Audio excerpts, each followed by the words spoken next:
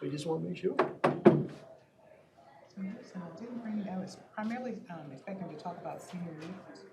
And that's too, that's fine too.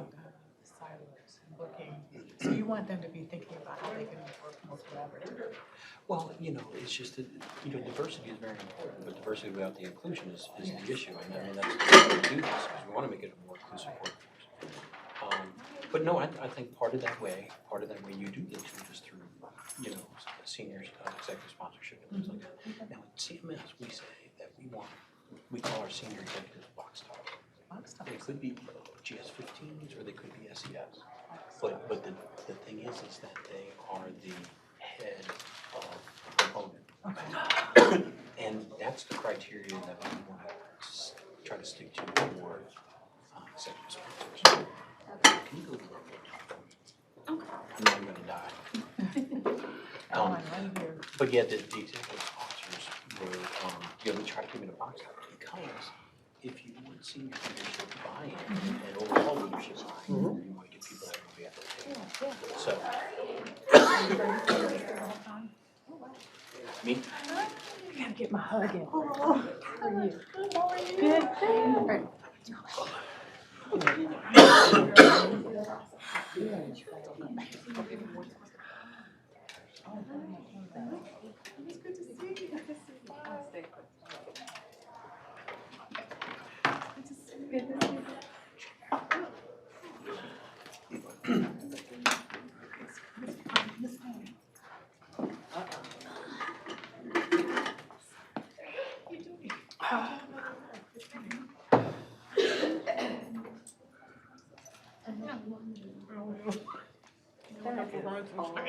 Okay, it's 12:01. This is the taskmaster. Oh, look, don't add to the. We want to thank everybody for coming out today for our first, in my memory, which isn't long, I guess, but first in my memory, Employee Resource Group Diversity Day Summit here at CMS. We're really excited about the turnout, and for those of you in YouTube land that didn't get a chance to come down and you're here in the Baltimore area, please make an effort to come out between 1 and 2 o'clock. We'll be going until 2 o'clock today. The employee resource groups here at CMS have really outdone themselves. My name is Craig Bourne. I'm with the Office of Equal Opportunity and Civil Rights. I am the director of the Affirmative Employment Group here at CMS. And part of our responsibility at CMS, of course, is working with the special emphasis programs across our agency. Those special emphasis programs, thank goodness, are supported by these 8 employee resource groups that you see outside that have the table set up. Just to run down the list, we have the African American Employee Resource Group. We have the Asian American Pacific Islander Employee Resource Group. We have the American Indian and Alaska Native Employee Resource Group. We have the DERG, which is our Disability Employee Resource Group. We've also got the Federal Women's Group. We have the Veterans Assistance Committee. We have Latinx, which is our Hispanic program, related ERG. And we have, oh, look, I knew I was going to forget one. Oh, we have CMS Pride, which is our LGBT plus employee resource group here at CMS. So we're very excited. About 2 years ago, we had 3 ERGs operating. Today, we're happy to say that we've got 8 up and running. We're always looking to add more. I don't know, I'm sure my staff just shot daggers at me. But we're always looking to expand the program and make sure, because ultimately with the Affirmative Employment Group, our goal is to make sure that we have full representation within the CMS workforce. And the employee resource groups add a valuable resource to us for that. So without any further ado, I do want to thank everyone for coming down. We will have time for Q&A after the presentation, and at that time, I believe on WebEx, *6 will end up unlocking your phone if you're on the phone, or Lyric is logged into WebEx as well. You can go ahead and post any questions that you have in the chat, and we'll be able to get to those after the presentation just to make sure that we're running smoothly. But without any further ado, it is my pleasure to introduce to you Ms. Teresa Williams. Terry comes to us from the Centers for Outreach, Diversity, and Inclusion at the Office of Personnel Management. She is a diversity specialist, And we are absolutely thrilled to have her travel in all the way from Washington, D.C. to be with us. I'm sure she's going to get a crab cake before you go home, right? All right. Well. But we want to thank her for coming out and joining us. So please help me give a warm welcome to Ms. Terry Williams. Thank you so much, Craig, and I'd like to thank Yolanda here for being so gracious and showing me around all the tables and introducing me to everyone. But before I get into it, I really would like to know again who each of you are. If you could just say your name and the ERG that you represent, and then we'll just get right into it. Who would like to go? I'm looking right at you, so can you go first? My name is Susanna Lang, and I actually work for the Reasonable Accommodation Program, but I'm also a member of the Disability Employee Resource Group. Kat Elsener, I am the chairperson for the Federal Women's Group. And it was, Kat allowed me to answer a really easy question, a trivia question, and she gave me a really easy one, and I got a book, so thank you. I'm Christina Webb, and I'm This meeting is being recorded. Employee Resource. Okay. Who's next? Well, when you consider his job. Oh, hi. Hi. I'm Sam. Excuse me, earlier. Yes. I'm with that next. Yes, and Sam has goodies at the table, so thank you, Sam. Richard Kimball with, well, CMS Pride, is that, oh, you're saying come closer? Okay. Richard, hi, Richard. Hi. They have cupcakes. I've got it on all the tables. I also took You have it all I've got it scoped on out. all the tables of food. Nice to see you, Richard. Hi, my name is Patrick Squire.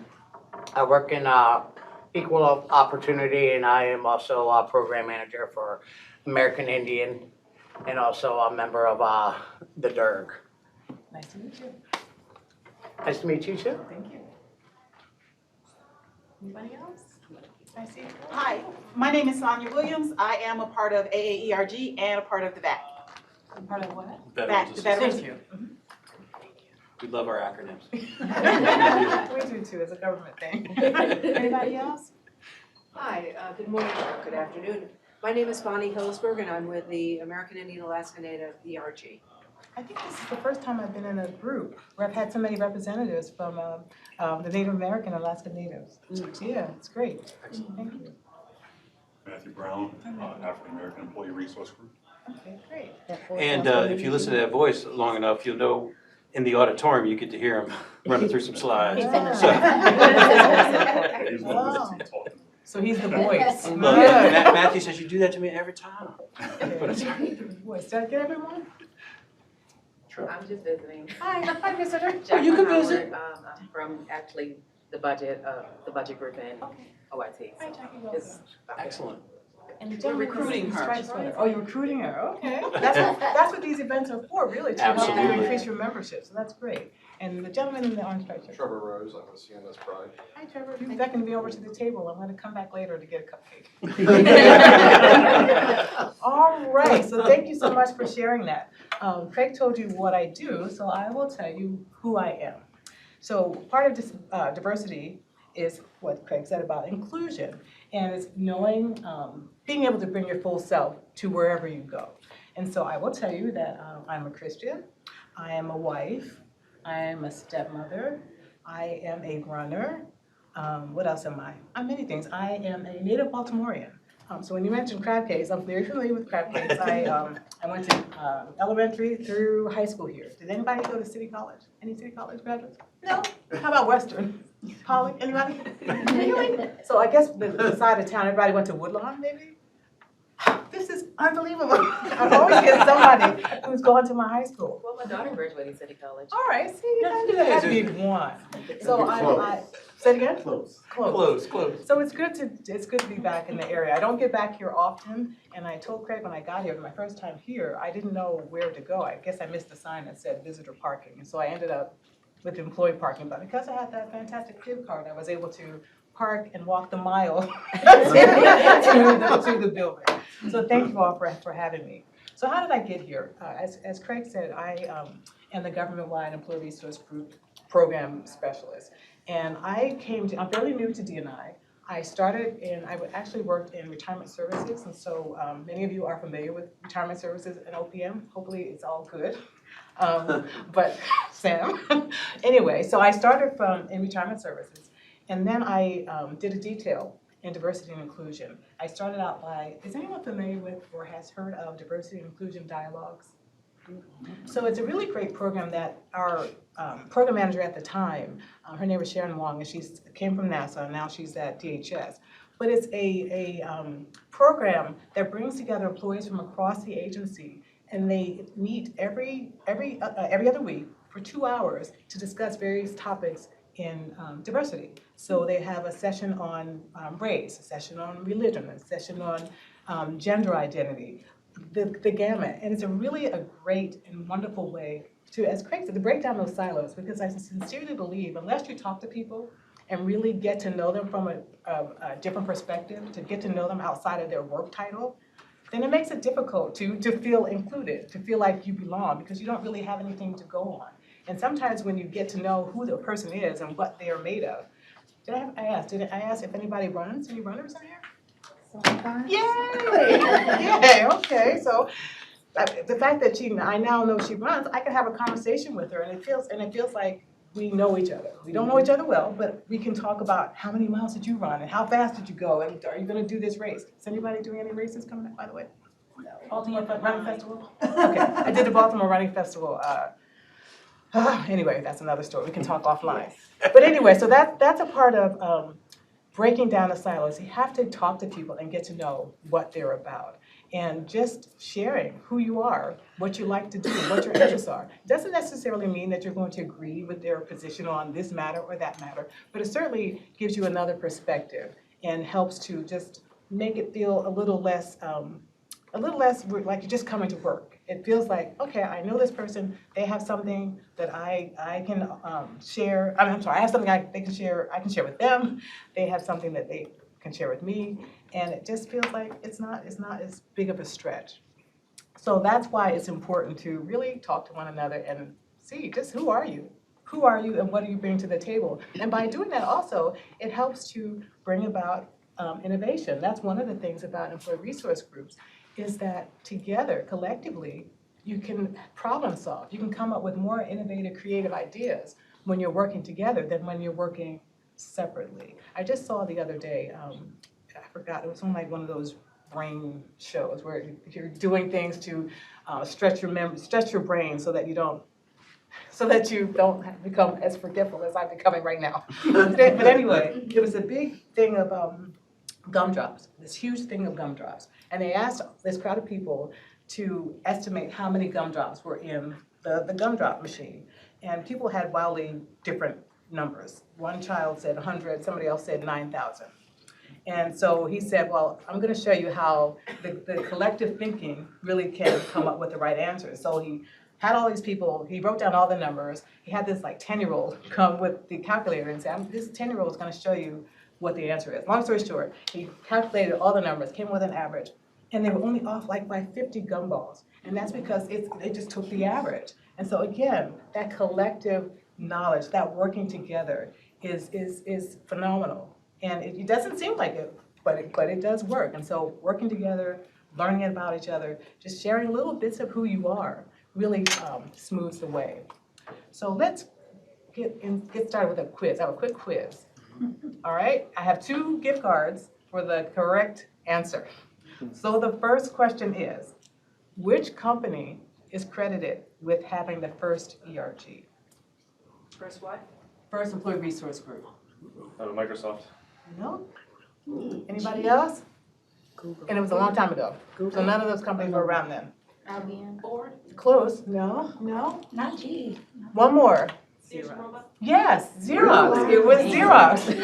So, and I didn't tell her, and I don't think she could see my paper. But anyway, so back in the 60s, it was a time of, anybody remember the 60s? It was a time of great turmoil, a lot of issues with race and riots and those kinds of things. And so the CEO at Xerox decided that we need to have a group. And so they developed, it was called the National Black Employee Caucus, and it was founded by Joseph Wilson at Xerox.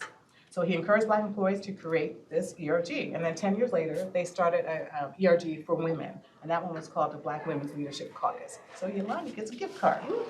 The second one is easier. The second one is easier, I'm sure. All right. In what year did this president sign the bill into law that created Medicare and Medicaid? In what year and what president? Anybody know? 63 Johnson? No, close. No, close. But we can't keep going guessing. No, one more, because you're gonna go through all the years. You're gonna wanna run upstairs and vote? 65, yes. And who was the president? Johnson? He gave you the guess. So you get a gift card. It was 1965, and it was President Johnson. Yes. All right, so let's talk about ERGs. Let's talk about the evolution of ERGs. Now, Craig said that here at CMS, you just started your ERGs back in 2015, I think you said, 2016? Well, we had 2013. about 3 operating, and then we revitalized the other 5 over a period of the last 2 years. So they're fairly new, but as I said earlier, ERGs have been around for a while, and they started out as a sort of social networking groups. And then now they have evolved into business resource groups. Have you all heard the term? There are many terms for employee resource groups. How many of you have heard different terms related to employee resource groups? What are some of the things you've heard it called? This is interactive. Advisory council. Advisory council groups, affinity groups, colleague resource groups, business resource groups, employee networks, all kinds of things. But the focus now is to shift, not that those social networking things are not good, but to shift to a business resource group so that you can be seen by your agencies and by your senior leaders as a resource. You want to be seen as a resource to be pulled in so that the agency could help with recruitment and retention. It could help with job satisfaction. It could help with all manner of things. And so that's why there's been a shift, an evolution from the social networking aspect and the strict focus, not necessarily strict, but the typical focus on special observances to how can we use these groups to further our cause? How can we use it for branding? How can we use it to meet mission? Those kinds of things. And so that's why we've seen this shift, both in private sector in particular. You can really see it. Government is a little harder to see just because it's not easy to Google to see what CMS ERGs are doing or to see what OPM ERGs are doing. And so that's why having these kinds of sessions and having the employee resource group, community of practice, which OPM started in 2018, that's why those things are important, because it allows you all to come together and to share the things that you're doing, to ask for help or ask for ideas as you're trying to plan your programs and initiatives so that you can be a resource at your agency. So that's the evolution. What you'll find at agencies is that there's typically the focus, most, whether it's private sector or government, it's broken down into the same areas. It's generally race or ethnicity, women, and there's one more I can't think of right now. Race, ethnicity, women, and some agencies have started groups based on religion and all manner of things, but typically both private sector and government, those are the focus. AAIPA, Native American, African American, women, people with disabilities, LGBTQIA, all of those things.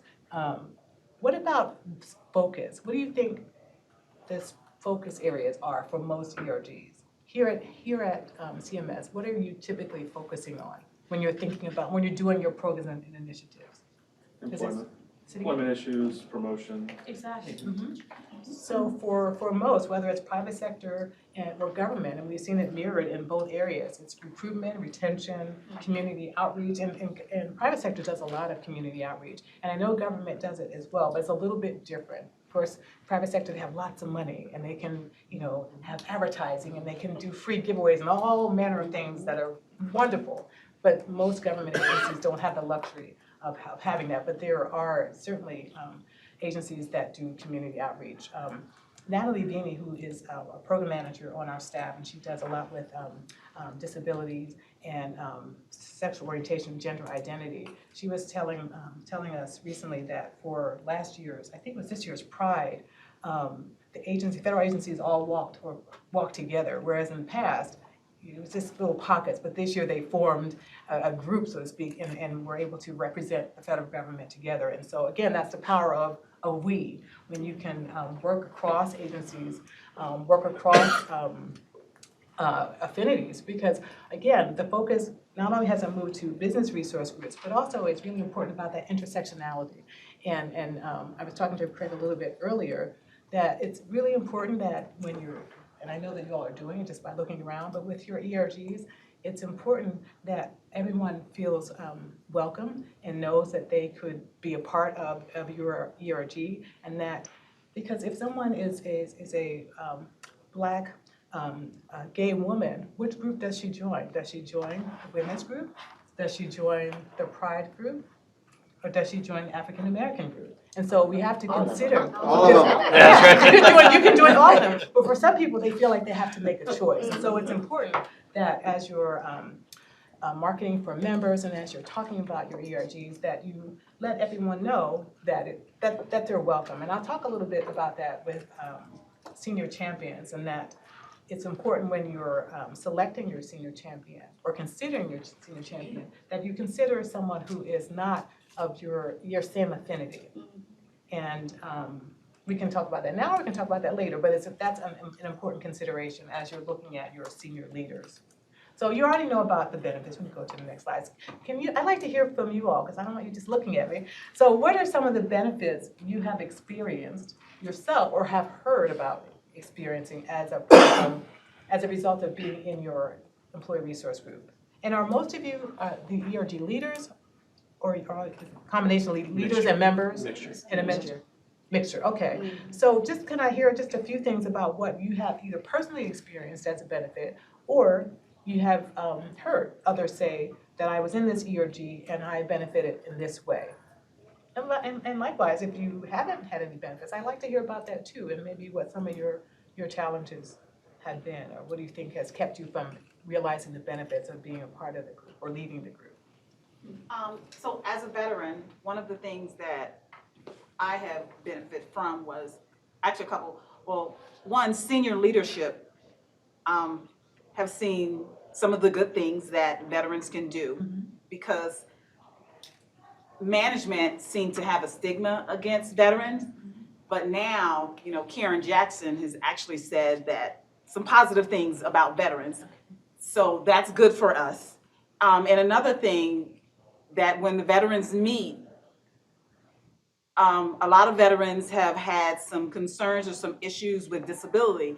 So information gets put out in some of our meetings about disability, how to go about applying for it, and some ways to get some of the benefits that veterans need. So in our meetings, some of the things that we need or are lacking, we're able to get that.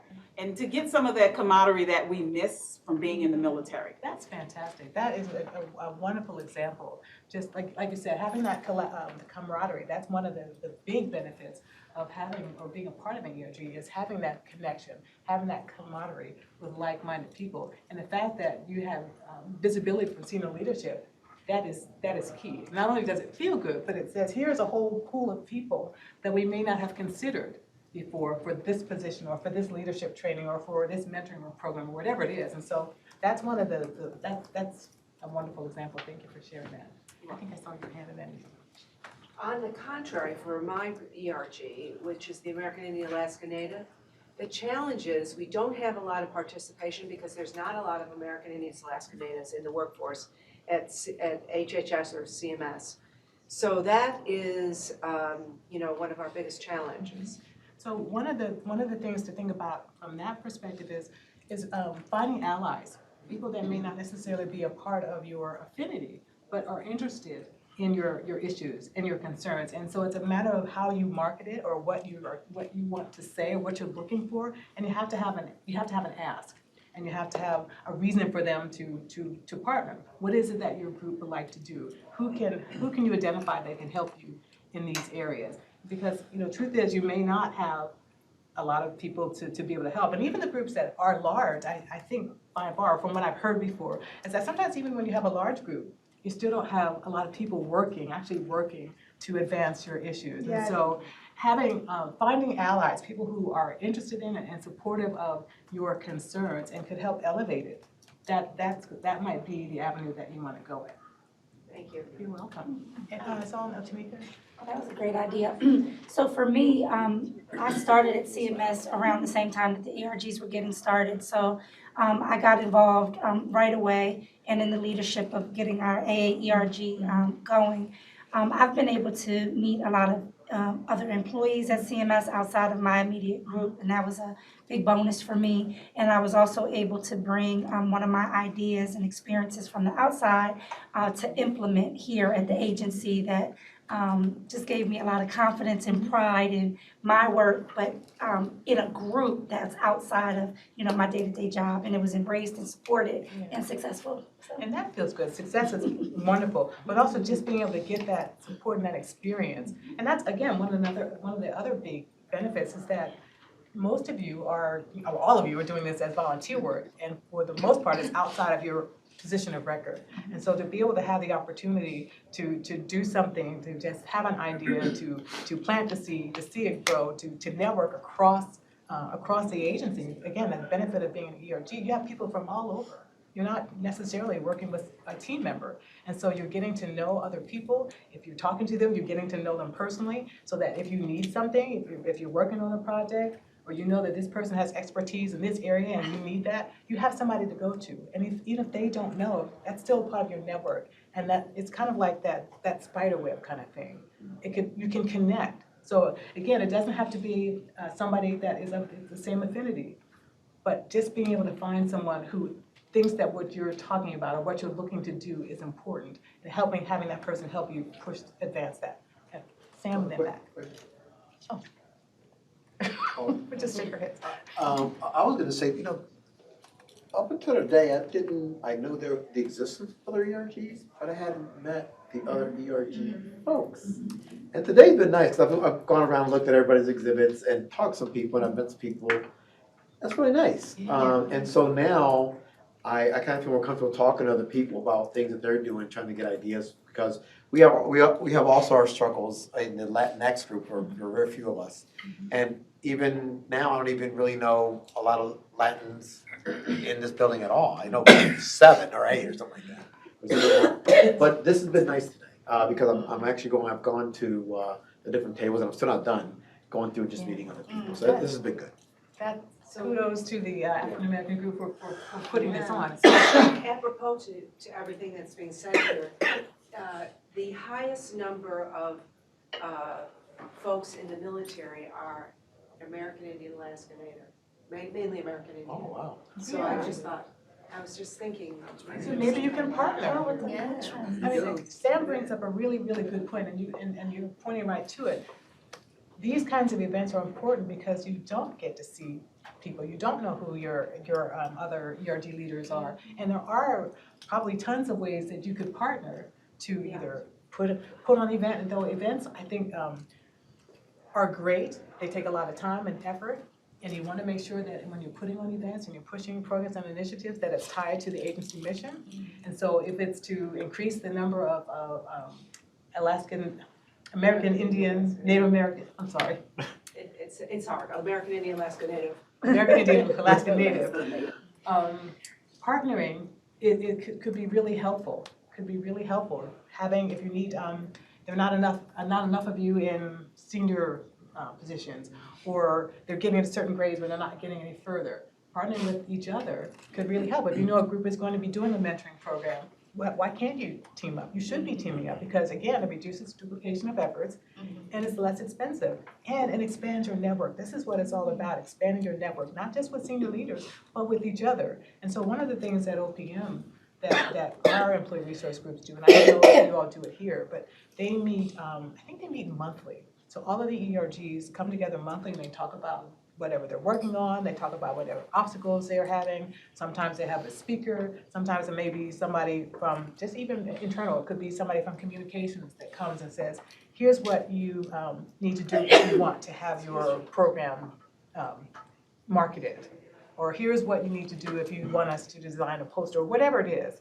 It could be somebody from the director's office who comes and says, these are, this is what we're looking at. Also at OPM, our ERGs are part of Diversity and Inclusion Council. And I don't know, do you have a council here? Okay. That's the next step. So when they're part of the council, they go to the council meetings and sometimes they make a presentation, sometimes they don't. One of the really good things that they did a few years ago, we split up, our office changed a little bit. So we used to have internal ERGs and we used to be internally facing and externally facing, but we split up. So now there's just an internal D&I office and then the office that I'm with, we're external facing only. And so I just lost my train of thought. Why did I tell you that? I completely lost my train of thought. Thank you. So it's about the council. So what they did, because everyone is doing this as volunteer work, because a lot of you have the same challenges, whether it's a resource challenge, whether it's getting a room, whether it's whatever it is, they got together as one group, all of the ERGs, and they came up with some of the challenges. They talked about what are each of us dealing with, and they put together a proposal that they then delivered to the council to get help in doing those things. So there wasn't this ERG coming to them, and then 2 weeks later it's this person. They're all asking for the same thing. So if you can talk to each other and see what you have, what do you have to offer somebody else? Because no matter how much you know, there's somebody who knows something that you don't. And so talk to people and figure out what do you know? What can I offer you? This is Susanna. I'm a mentor for the DIRT on the DIRT, and one of my mentees, he's actually received a performance award. I meet with him weekly, and his performance has excelled. Fantastic. So what did she do? Maybe you want to know, how did you do that? It's talking to each other. Maybe, did anybody know she had a mentoring program? Has anyone met her before? Do you know who she is? I work in Office of Equal Opportunities. Reasonable accommodation. So maybe, and maybe you want to have a reasonable accommodation workshop for your veterans. You mentioned sometimes they don't know what it is they can ask for, what kinds of things they're entitled to. So I think we did that this year. We did that, I was gonna say that. Yeah, we did that this Fantastic. year. Fantastic. And so it's that cross collaboration that's so very, very important. You all have a lot of resources, even though it happens all the time. You have 1,000 people on your membership list and you have 5 that are actually doing the work, but still those 5 have something to share, something to offer. But getting together as a big group, I don't know, do you do that on a regular basis? See, this past year was, we focused on the diversity aspect. I got it. And then next year, we're gonna focus on the inclusion Okay. aspect. And one of our goals for next year is to bring the ERGs together. I mean, today is a great example. Today was a great way to be able to show the CMS workforce who we are and what we do, but it's also a great opportunity, we understood, that to have each other be able to meet. And start putting names with faces and start seeing what some of the other groups are doing. And when we first started talking about this, I remember we were at a Latinx meeting and Sam says, wait a minute, we should be doing stuff with the American Indian Alaska Native ERG. We've got a lot of crossover. So these types of conversations, these types of events that we have, are all going toward the ultimate goal of being able to get that D&I council together, get the ball rolling a little bit more with collaboration and be able to really start making a difference. Yeah, and I think having those monthly meetings, like I said, at OPM, I think that would be really a great start where all the ERG leaders come. And I think it's just, maybe it's 45 minutes, maybe it must be an hour. It's been a long time since we split up, since I don't really know how long it is. I think it's an hour, definitely no more than an hour. And they have an agenda and they come and they bring whatever their programs are, whatever their initiatives are. If they need it, they haven't asked, they ask. They do presentations, all kinds of things. But I think it's really key to get people together so that if somebody's having a program and you have something you can offer, you can get on board. You wouldn't know that if there wasn't an opportunity to work together, to come together. You have a question? So how, when we collaborate between the ERGs, should it be something centralized or decentralized? I'll give you an example. Asian Americans in government, they hold a leadership workshop across the government. We ran out the DoubleTree in May. If I want to share that, do I go up through my ERG through OEOCR, or do I just tag you on a tweet? What's the process? Well, the process probably would be, well, you can always contact me with any of that type of stuff. What we started doing on the agendas this year too is cross-advertising the different ERG events that were coming up as well, because we just want everybody to know. We weren't trying to take over your agenda, we were just trying to spread the word. And we do that with everybody's stuff. But yeah, if there's something going on with that, definitely let the ERG leadership know. Because that might be something that AAPI ERG might want to tap into, or might want to get the word out. See, if we do something like that, it's easier for us to get the word out through CMS if we attach our ERG to it. Yeah. It's important that you certainly share whatever events that you all are doing so that people are aware of what's happening, share often, regularly and often, early and often, I should say, because at least at OPM, we went through this process, and I think you've experienced some of that with our approval process. It's in flux right now. We're tweaking it. But sometimes you don't get the approval for a while, and the date is coming on you, and so the earlier you can have your plans in place. And that's why, let me finish that statement first. So that's why it's important that you have plans in place so that you can start the marketing as early as possible. And also, it's really important that you support each other. So this is a great event, and all of you all are here, but if the AINA, is that right? AIAN. Thank you.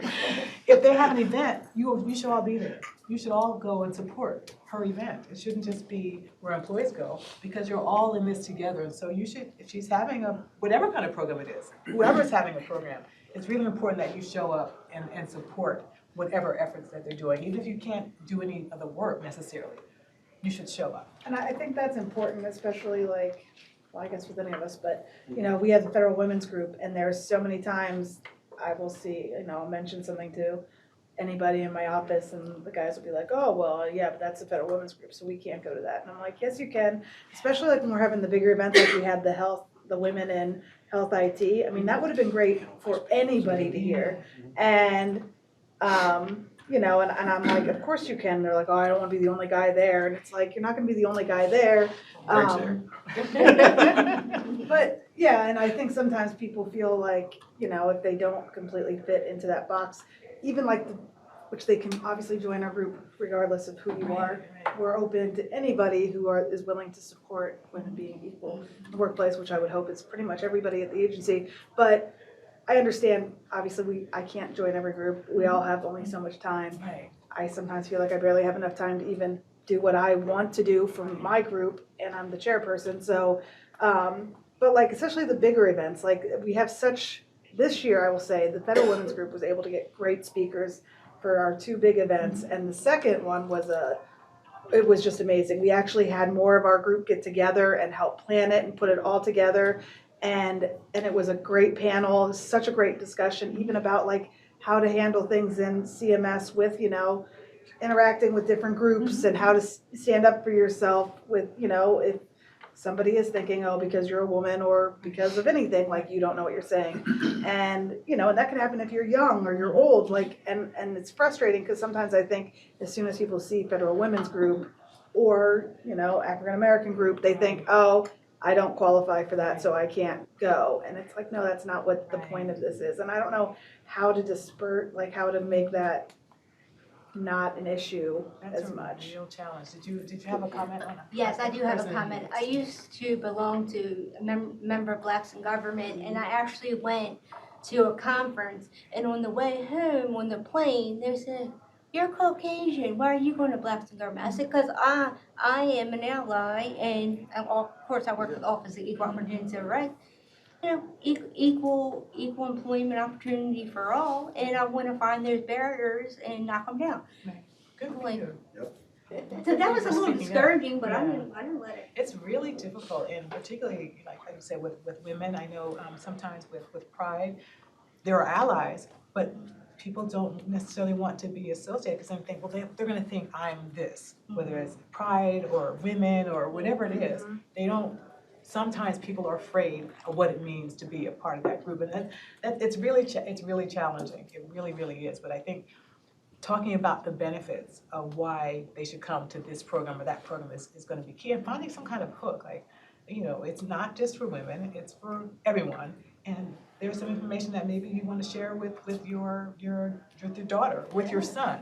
And so you want to get ahead in your career, we have a workshop on this. You wanna get you wanna have this skill, we're gonna have a workshop on this. So focusing on the thing instead of focusing on, or allowing them to focus on the name of the Yeah. group, I think is really helpful. Focusing what am I gonna get, because everyone wants to know, what am I gonna get out of it? Yeah. So if you can focus on that, obviously you have to have your logo and your name, but really saying, we're gonna have this amazing workshop, we're gonna have a panel, and when you leave there, you're gonna have some tools on how to do this. You wanna get ahead of your career, don't you? You wanna know how to network better, you want to, whatever it is, make that the focus of your conversation when you get pushback from a man who says, I can't come, I'm not a woman. Well, no, you're not, but this isn't just for women, it's for everyone, and it's to help your career.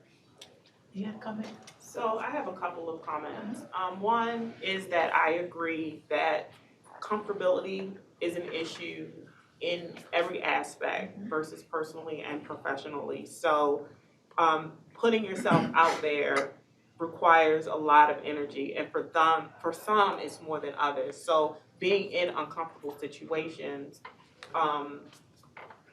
kind of people are not so willing to step up and to be involved. I do think that this opportunity as a diversity day, because I had no idea what it was, I am kind of like one of those affiliates and attend certain groups and have never kind of totally committed to being a part of one specific group, because I want to understand what is the mission and where it's going, because I don't want to commit to something and I want to be fully invested. So having something like this, a forum like this, is definitely beneficial.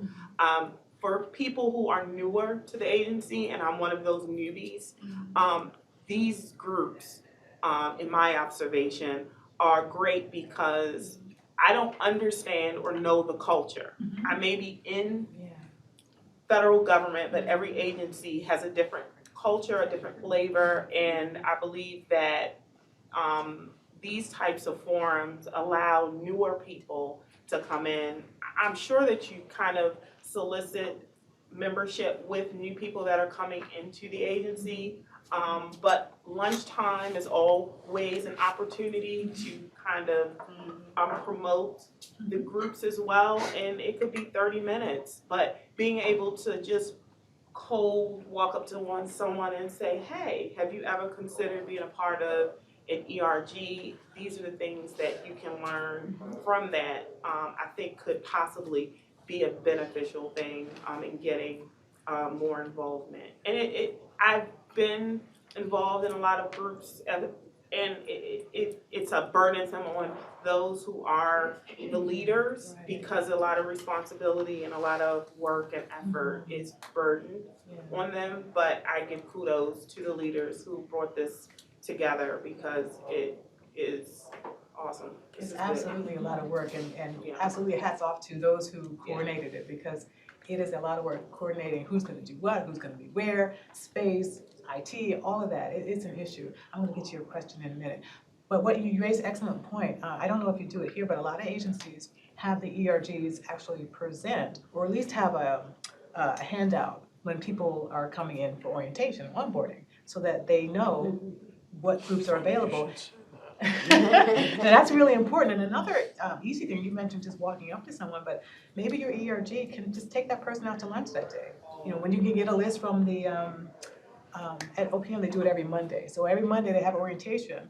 Maybe you can just say, hey, and it doesn't have to be that affinity. It could just be your turn, your group's turn that month. So when there is you have to work out the details. I'm just rolling off the top of my head, but when that month comes and when it's your turn, you just say, hey, we're gonna take you out to lunch. It could just be in a conference room. It could just be you ordering some Subway sandwiches and some chips and soda, something like that, because you're walking cold into an agency and you don't know anybody. And that's like being on the first day of school, you're sitting at the table all by yourself, Well, I'm gonna do a quick shameless plug. So at 1 o'clock, if you came in here before, it was rolling, but at 1 o'clock, when we're done, stay seated, and for, what was it, 5 minutes? 6 minutes? 5-6 minute video, our CMS ERG video. So please stick around after that and be able to see it. It was also a link in the broadcast announcement that went out broadcast appointment, so that you'll be able to access it through YouTube, but we'll have it running after this meeting, so. But definitely take a look at it. We're trying to get that incorporated into the new employee orientation program that we have. So we're just waiting on our leadership to be able to finish reviewing the new presentation and approving it, so we can move forward. But that's a great idea. And by the way, you're not gonna be able to get out of here without people signing you up, I'm just saying. Yeah. As a part of that, will there also be like a listing of the different ERGs and maybe who the chairperson is? Yes, and who we've they got a can one-pager. contact? We've Okay. got a one-pager that Yolanda actually, see, I'm glad, you guys are just playing right into it. Please visit Yolanda's table, she'll be giving you our one-page ERG. It's on the table right outside. Yes, and we'll be updating that. We're almost done with elections for all 8 of the ERGs. In fact, today's the last day for balloting for one of the ERGs. And after that's done, we will make sure that that's updated with all the new chairperson's information. But absolutely. Absolutely. And we do have dedicated email mailboxes for each one of the ERGs as well, so. Do you have SharePoint or any other place where they can go? We and... do have SharePoint, and we are, we struggle with SharePoint sometimes because they've been upgrading SharePoint, and SharePoint's been down, and but our intranet is going over to SharePoint as well, so there's a lot of migration.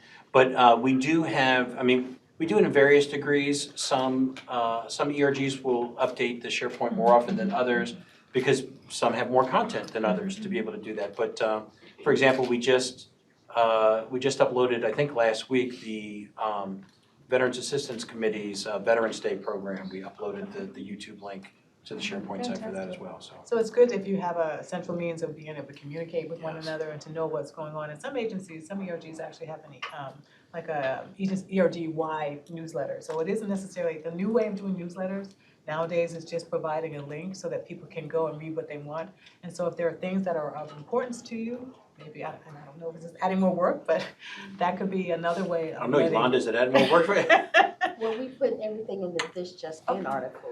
Yeah, that goes agency-wide. Yeah, there's a monthly magazine that goes through, so we do contribute articles, especially when we get to a special emphasis observance month, something of that nature.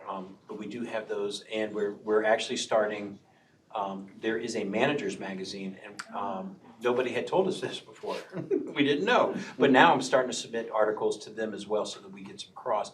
And just so the leadership, ERG leadership knows, I know I told some of y'all, but I haven't told all of you. We did get permission at the all managers meeting that occurs every month for OEOCR, our office, to have the last couple minutes on the agenda to be able to announce our upcoming programs. Because we want to get rid of the excuse of my manager won't let me go. Because we suspect a lot of times it's my manager doesn't even know this is going on. So we're letting them know. And it's your responsibility as ERG leaders to keep your manager informed. And what the literature says is that the challenge isn't necessarily always the senior leaders. It's typically the middle manager who has the most, where you might experience the most pushback, because that's the person that's seeing the work and knowing that there's work to be done, and you're going where and for how long and what are you doing? But you're wanting to keep both the middle manager, your manager, and your senior champion informed of what you're doing so that they can see that there's value to what you're doing. Of course, you have to keep up your performance as well. This is as do other duties, well, not even other duties as assigned, because it's not assigned, it's all volunteer work. You had a comment or question? I did. So what's the pros and what's the cons, the benefits? I don't want you to be redundant if you've already expounded on that, but this is the federal government, so it's a whole lot of things going on in the federal government. And, you join a resource group or whatever, and what's the benefit? What's the pros? And then are there any drawbacks? So I think what a lot of people have already shared are a lot of the pros. Some of the drawbacks, I guess it could be being seen as part of an insider group. That if you were in a group and everyone looks like you, it could be seen that it's inside a group. It could also be if you're an ERG leader and you're spending a lot of time doing ERG work, that perhaps your work could suffer, and that's a challenge, and that someone would have to take a step back. Can anyone else speak to any kind of disadvantages or cons? I'll tell you that Deloitte is a well-known company, and think about a year or two or so ago, they got rid of their ERGs in favor, and there's been a lot of, talk on both sides, whether that's good or bad, but they wanted to create councils that had people, remember I talked about intersectionality? Because they felt like when it was a homogenous group, that you had less creativity, can't say the word. Homogeneous. Thank you. And so they created councils where they had people from all walks of life, so to speak, all kinds of experiences, all types of affinities, et cetera, because they did feel like it was just too much sameness. But I don't know, can anyone else speak to con? And I have like 10 minutes before I need to still talk about senior leaders, but anybody else have any cons? I think one of the challenges is getting buy-in from the different levels of leadership.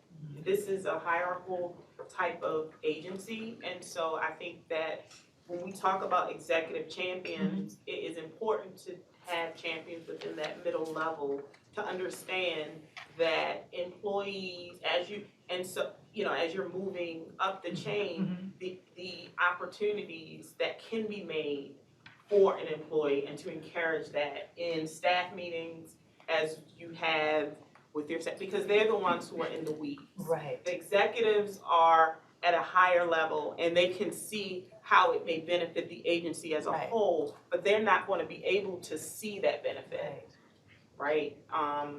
And so being able to kind of entrench this is, I think, a challenge. We talk a lot about embedding D&I into every aspect of everything because it needs to become a part of the fabric in order for there to be real change. And like you said, it's that middle manager who sometimes, they're in the weeds. They have goals to meet. They have to report up. And if somebody is spending a lot of time, or so they think, or they don't know what this person is doing, then it's hard for them to get on board. So it's about communicating. Before you even say, I'm going to be ERG leader, or I want to be in this group, talk to them. Say, do you even know what an employee resource group is? Let me tell you what it is. I like to join, and here's how I'm going to do my work, and here's how I'm going to do this. Really explaining to them and talking to them and having a conversation about what it is, what you expect to do, how you plan to still meet their needs, because it's all about meeting their needs. You might think it's about you, but it's really about them, and then them reporting up. So in the time remaining, let's just talk real quickly about senior champions. And Craig told me that they're called box tops. Box tops at CMS. Was that supposed to be secret? Yeah, but I don't. It was odd to me when I came on board too. Okay. So everybody has a different name for them. Box tops are the things we used to bring in for your kids to be able to get extra points at school, right? Cut the box tops off. But anyway. So a senior champion is typically someone in a cross government. It's typically a senior executive or a high performing GS-15. And it's someone who is really there to leverage their resources, to leverage their brand, to help you navigate when you run up, because you will run up against some obstacles, to help you when you are just fresh out of ideas, to redirect you when you're kind of going down one path and they see a different path, because the executive, like she mentioned, they have the big picture. They have the big picture, and they know when, as they talk to your director or the agency head, and they know when there's been a shift or there's going to be a shift, and so they can help you to pivot. And so it's really important that you have that support, and they can also be there to help guide you in terms of talking to your manager, to suggest some kinds of things that might work to get that manager on board. And so we won't go through all of that, but most important skills for executive champion, and different terms. Some people say executive champion, some people say senior champion, some say executive sponsor. It's all the same. In private sector, it's similar. It's all the same. It's somebody at a high level that you want to help you meet your goals. And you're also helping them to meet their goals, ideally. And that's when you have that alignment, because it's all about aligning with the agency's mission. How many of you have read your agency's strategic plan? How many? You don't have to raise your hand, but you should be aware of what that strategic plan contains and be thinking about what are some things that my group can do that will help the agency meet those goals and objectives. In what way can I help? And this is kind of on the side, I'm kind of jumping all over the place here, but some ways that you can get involved and have impact. If there some, what do you call it, usability testing, maybe that's going on.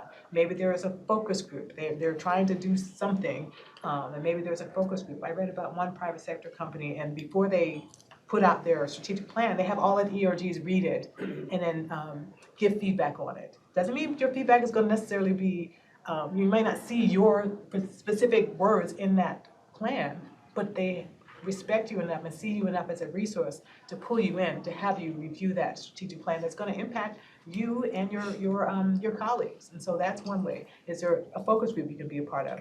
Is there new training and development that's being done? Can you be a part of the pilot as they're testing whether or not this is going to work? Can you get involved in that? Are they having interviews? Can you be on an interview panel? All kinds of ways, big and small, that you can get involved, but it really helps to keep your ears to the ground, so to speak, know what's going on, talking to your senior champion, asking what's going on, having a plan, that's so important. So I talked real briefly about what a senior champion is. What they do is, like I said, leverage, somebody, you can go to the next slide. There are basically five roles, and it's not, you may not find all in one person, and the role of a senior champion is multifaceted. So you have someone who's a strategist, someone who's a promoter, someone who's an innovator, someone who's an advocate, someone who's a mentor. And I think you have these slides, and so you can take a look at them later. But for the strategist, this is someone who's a visionary. This is someone, again, who looks at your strategic plan, looks at the agency's strategic plan, and sees where you might be able to focus your work. They look at your structure, and if there's something that may be a little off, they can provide some guidance in that area. This is a promoter, somebody who's really passionate about it, and that, again, they may not be a part of your group, but they could be an ally because they're really passionate about women's issues or Alaskan Indian Native American issues. That's a promoter, innovator. This is someone who might be a little bit of a risk taker, someone who's creative and open-minded. You have an advisor. That you want your senior leader, no matter what, you want somebody who's well-respected and someone who's influential. Because you want action, you want to get traction on whatever it is that you're trying to do. And so you want somebody who is well-regarded within leadership and someone who can make things happen. Somebody who's resourceful. They may not have all the answers, but they might know an executive at SSA that could help you do whatever it is that you're trying to do. It doesn't have to be in CMS. You want to expand that network. And then a mentor. This is someone who is modeling D&I behavior or attitude.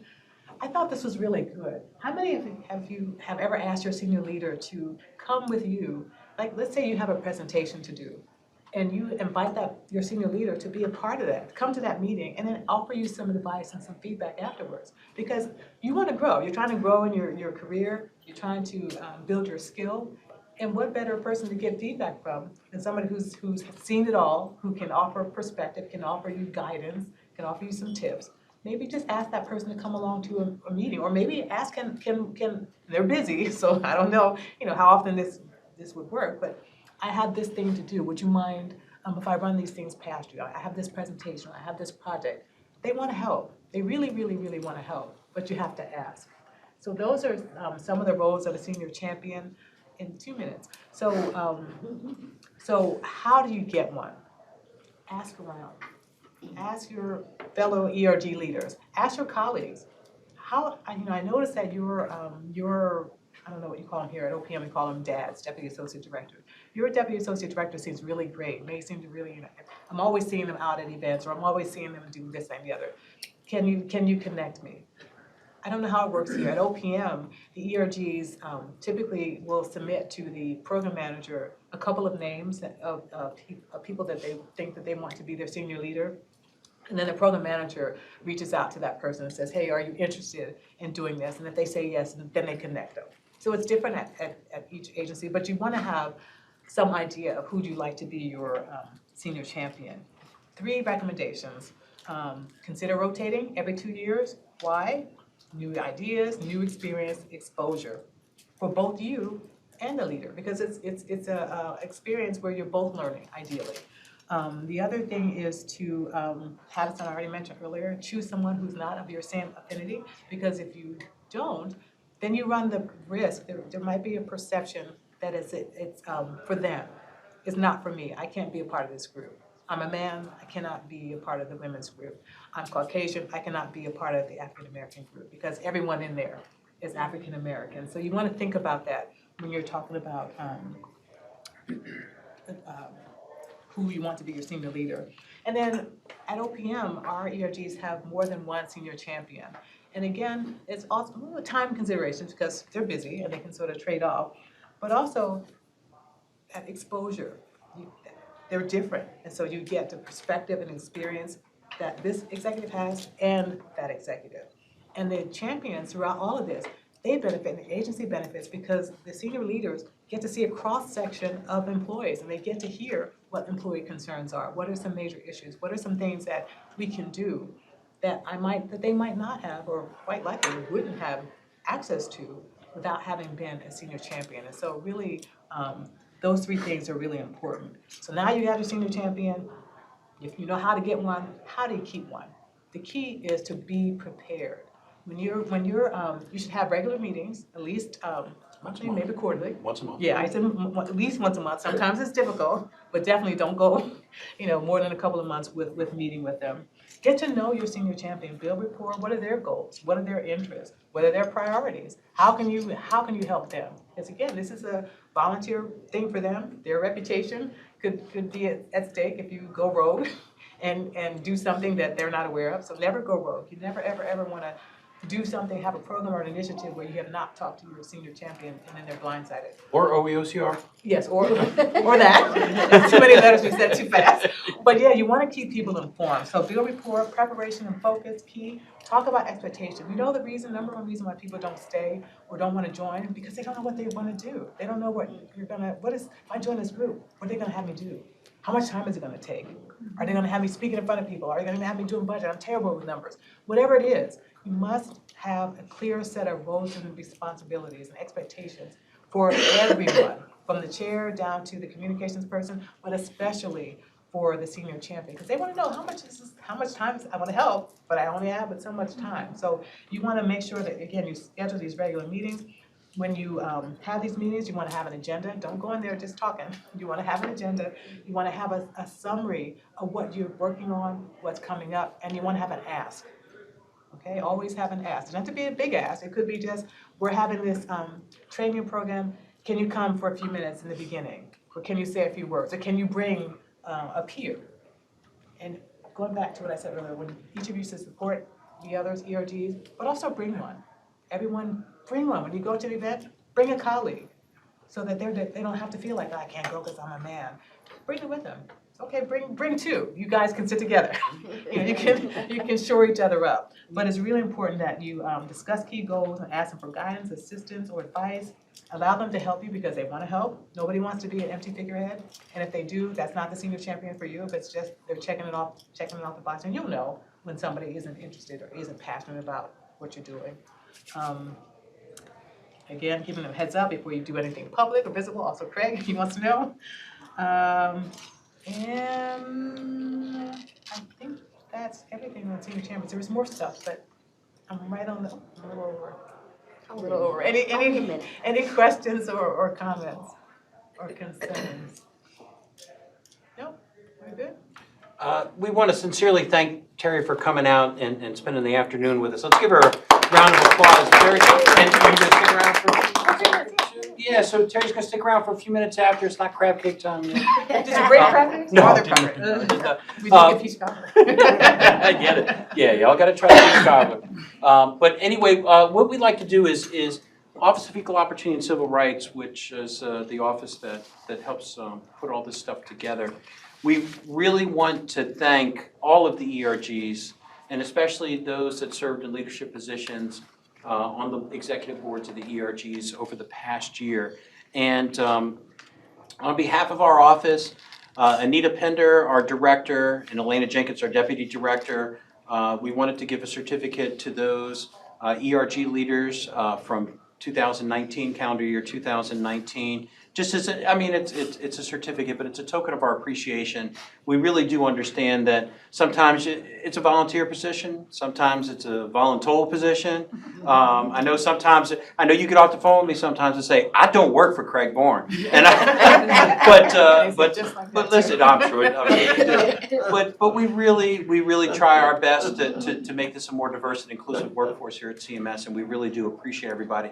So we're going to start off, and I'm going to say first names because Lord knows I'll butcher your last name. But anyway, with the we're going to try to go alphabetical. But the African American Employee Resource Group, this year's chairperson Janelle. Let's give her a hand. Chairperson Tamika, vice chairperson this year. Awesome. I know we've got Rashina Webb. Was our secretary this past year, 2019. Thank you. And we have certificates for all of y'all. Am I making Yolanda run around? That's good. This is an exercise. And of course, out in our regional office, our regional chairperson was Erica Dimes. And we really do appreciate it very much, all the work that the ERG did for us this past year. Not to mention, Deborah Sidner, who is one of the subcommittee chairperson. Actually came and said, look, we got an idea. We want to put something together here. Are you ready for this? And you all have been able to live through that vision that the AAERG had early on. And we're just very, very thankful for their leadership on this. So thank you very much for the AAERG.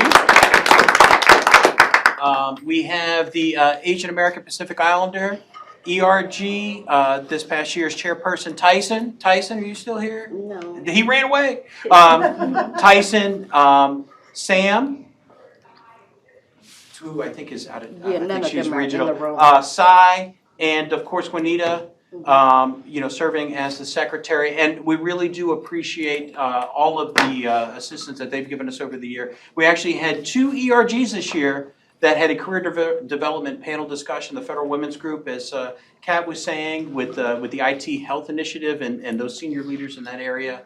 And then the AAPI ERG actually brought in senior leaders of Asian descent to talk about how they got there, which was very nice. So, but let's give a round of applause for AAPI.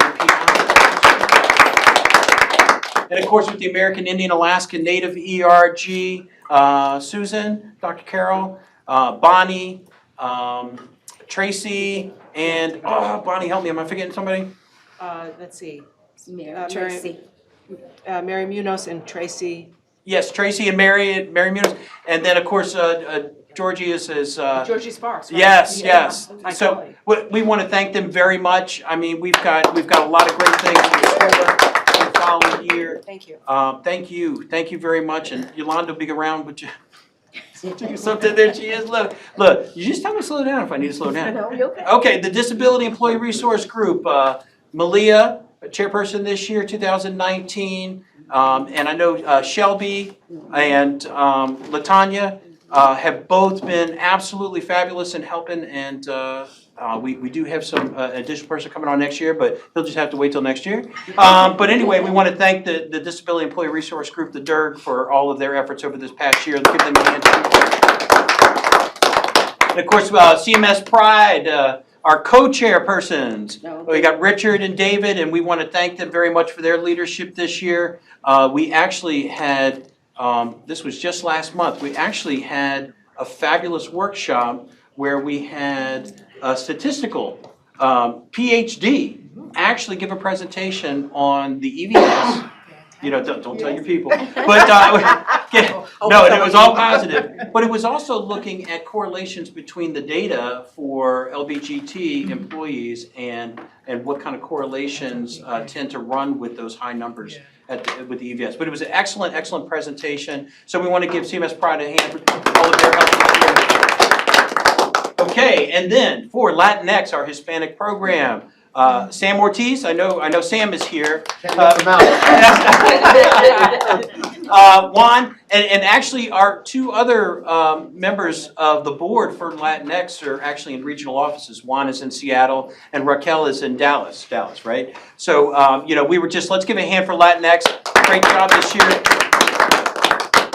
Okay, now for the veterans, and I know I'm gonna be forgetting people. Anyway, for the Veterans Assistance Committee, you know, this year our chairperson was Charlene. Charlene, are you still here? No. She might have ran away. Okay, Adam was our vice chairperson, and Daryl Means, those of you that don't know Daryl, he's a deputy regional administrator out in Seattle, but he served as the regional chairperson this past year. So let's give a hand to the veterans group, all the great work they've done this year.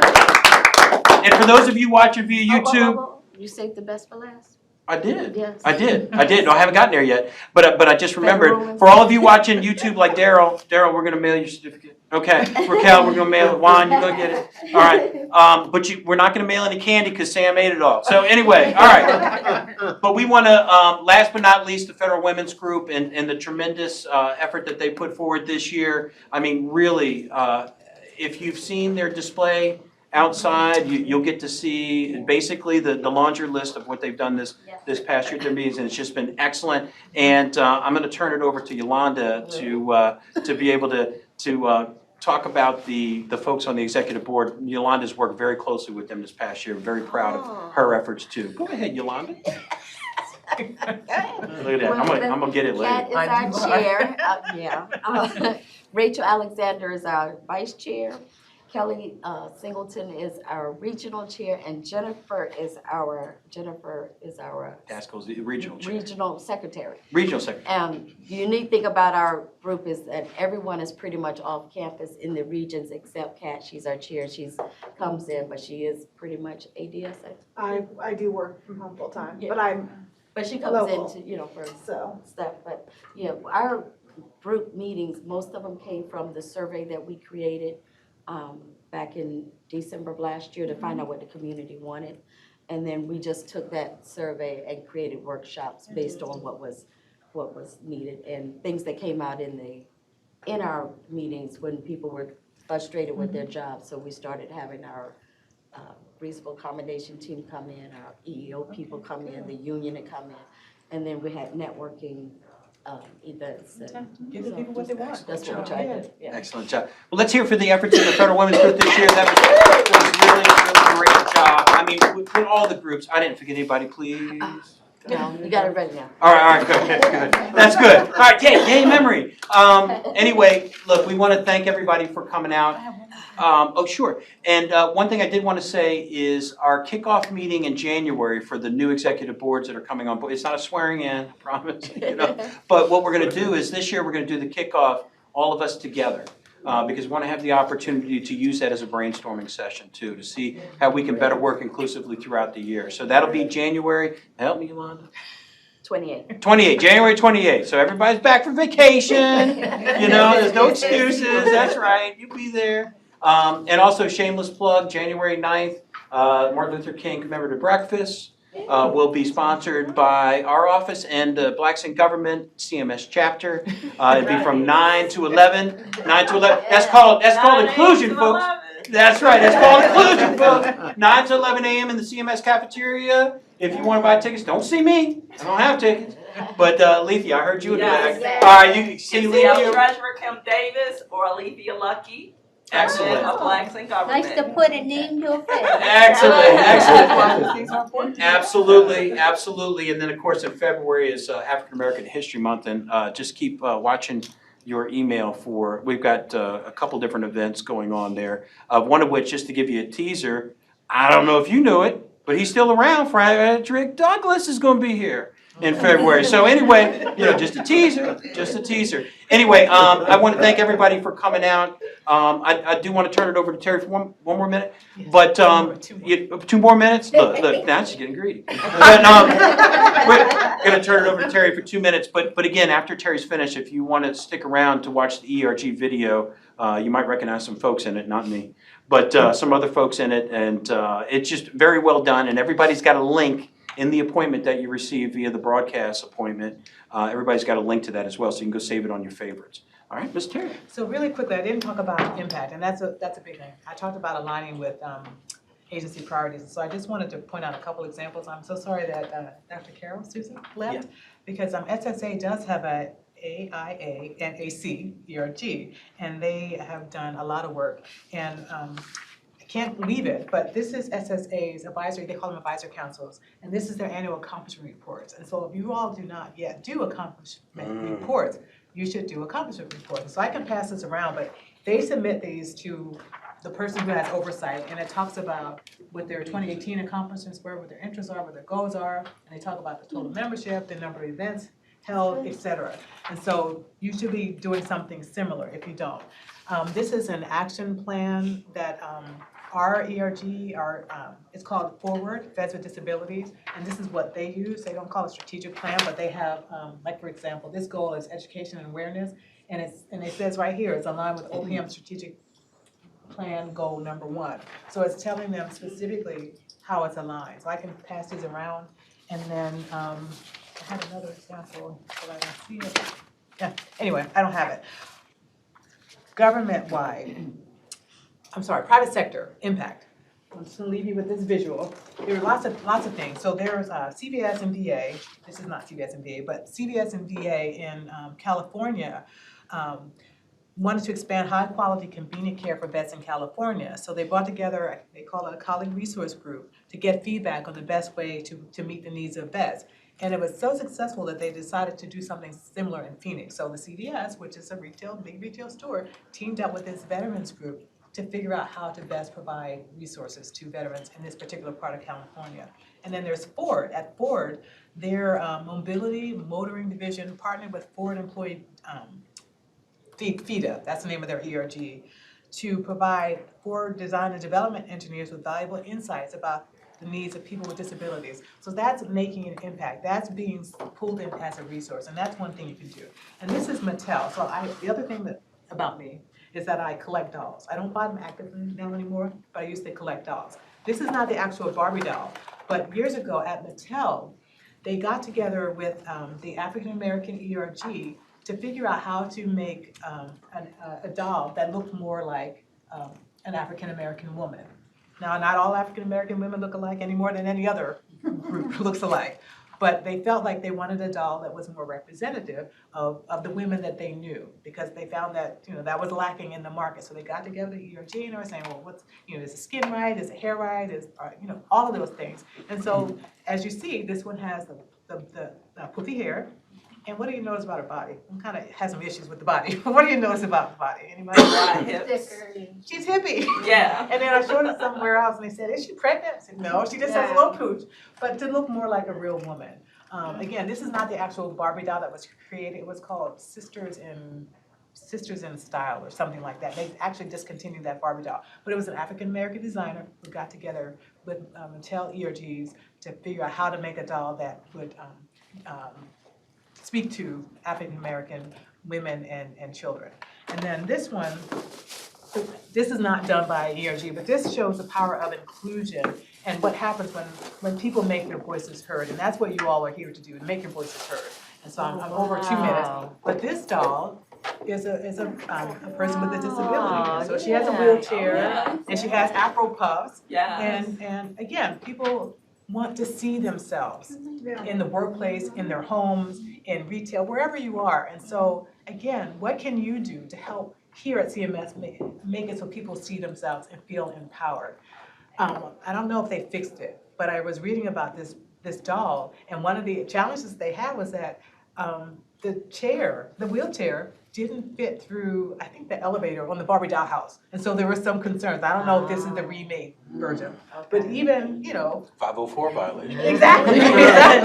So again, but that's why it's important to have people who are from the group or allies to speak up and say, hey, are we sure, how are those dimensions right? Does this make sense to do this? Does this dollar, whatever it is, it's why it's so important to have your voices heard and why it's important to have that cross collaboration. So that's it.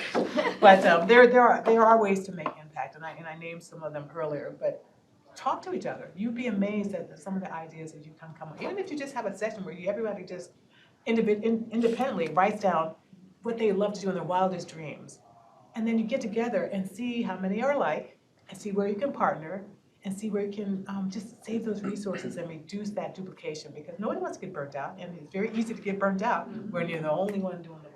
So that's it. But anyway, if you want to see the dolls, you can see the dolls, and you can look at these. This is the other strategic plan. It has at the top, this is from Jennifer Brown Consulting, I believe, but it has mission, the strategic focus. So for us at OPM, it's workforce, workplace, and agency mission or branding. Then it has their objectives listed down here, then their priority initiatives across these different strategic focus, priorities, and what the enabling platform is. And so you don't have to do the same thing, but you should have a plan. And this is what you should be going to the senior champion with. I have a plan, and here it is, as well as having an idea of what your programs are gonna be, because people wanna help you, but if they don't know what they're supposed to do, they're not gonna help you. So anyway, thank you. I'm sorry I went over. No, thank you very much. We want to thank everybody for joining us virtually and also in the room. Again, we want to just make sure that everybody keeps watching the emails for more and more announcements. We're trying our best to come up with new and inventive ways to be able to get the advertisement out for our different events and workshops and regular meetings that we have. So any ideas would be happy. But thank you all out in YouTube land. Thank you all sitting here. Thank you all on WebEx. We really appreciate it. And stay tuned for the ERG video. Thank you. And we're done now, I promise.